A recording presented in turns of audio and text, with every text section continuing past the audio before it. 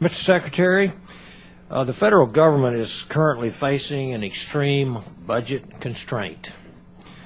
In light of the current budgetary crisis, how should we prioritize energy research and development activities to maximize the impact on technology development and the overall energy system? Well, again, clearly, our administration request, we think, does reflect an appropriate set of priorities. We do propose a substantial increase in our energy technology development. Again, it's convenient for me to refer to this week's American Energy Innovation Council report. Again, very prominent CEOs, not energy CEOs, these are prominent CEOs from other sectors who repeated what was said in a National Academy report in 2005, what they said 4 or 5 years ago, that we are probably underinvesting in energy technology overall by as much as a factor of 3. That's their number. Okay. Specifically, though, please compare and contrast the value of basic and early stage foundational research to late stage deployment and commercialization activities. Well, we think we have to work across the entire innovation chain because we are looking at the introduction of these new technologies at different timescales. Some like in this decade, some in the next 10, 20 years, and then some way down the road. Some of the nuclear things I just mentioned, for example, way down the road. So those require work at different parts of the innovation chain. So we have everything from, let's say, energy frontier research centers, which we think is an incredibly successful program on the basic research side for the enabling science for new energy technologies of the future, all the way to things like our loan program, which are on the deployment side, which, by the way, is a program that's actually in the black and has really stimulated technology deployment that's pushing the technology envelope.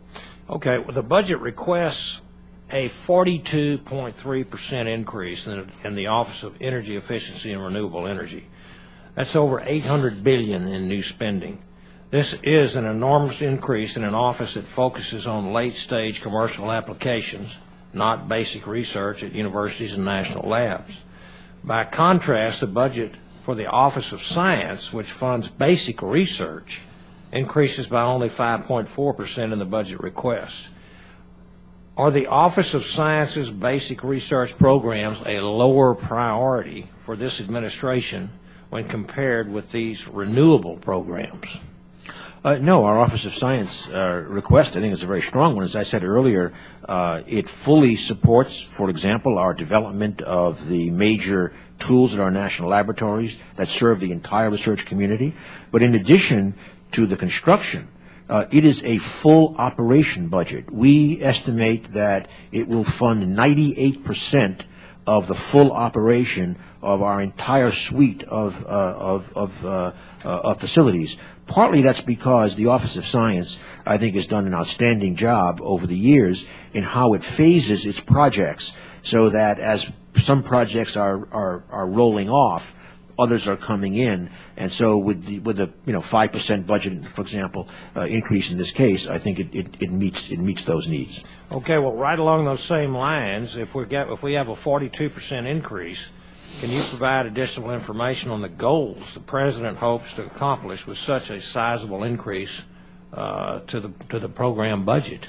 Yes, and let me make, if I may, make a couple of points. One is that the energy efficiency renewable energy budget, I should first of all note, it can be thought of as really 3 budgets. There's an energy efficiency program, a renewable energy program, and a sustainable transportation program, and they are all, they're not so different in their amounts, number one. Number two, we should remember that in that category, for example, take energy efficiency. Let me highlight 2 parts. One is that's where we put the big focus on assisting advanced manufacturing for the future, things like 3D printing, et cetera. Secondly, not in the R&D space, we included that we have a $230 million proposal with a substantial increase from, I think, $180 million for weatherization. So that's direct assistance to people with less resources, obviously, for weatherization. So, I think we have to look at the different things that are happening there. Similarly, in fossil energy, for example, part of it's R&D, part of it is things like managing and upgrading the Strategic Petroleum Reserve. So these are not all R&D programs. Okay. Thank you, Mr. Secretary. Thank you, Mr. Chairman.